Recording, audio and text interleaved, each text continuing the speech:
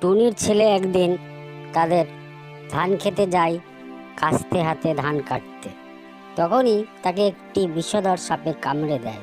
সে কিছু বুঝতে না পেরে বাড়ি ফিরে যায় এবং বাড়ি ফিরতে ফিরতে সে তার শরীর খুব খারাপ করতে থাকে এবং সে তার মাকে গিয়ে বলে, মা, আমার খুব পেটে ব্যথা করছে এবং মাথাটা ঘুরছে।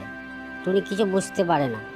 কিছুক্ষণ যাওয়ার পর হঠাৎ টুনির ছেলে মাথা ঘুরে পড়ে যায় এবং টুনি দেখে যে তার ছেলেকে সাপে কামড়েছে এবং তড়িঘড়ি করে তাকে হাসপাতালে নিয়ে যায়।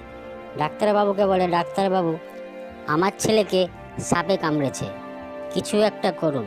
ডাক্তারবাবু টুনির ছেলেকে চেক করে দেখে যে সে মারা গেছে। তখন টুনি বলে, যে করে হোক আমার ছেলেকে বাঁচাতে হবে। ডাক্তারবাবু বলে, কেউ যদি ভিডিওতে লাইক করে ও চ্যানেলটি সাবস্ক্রাইব করে তো বেঁচে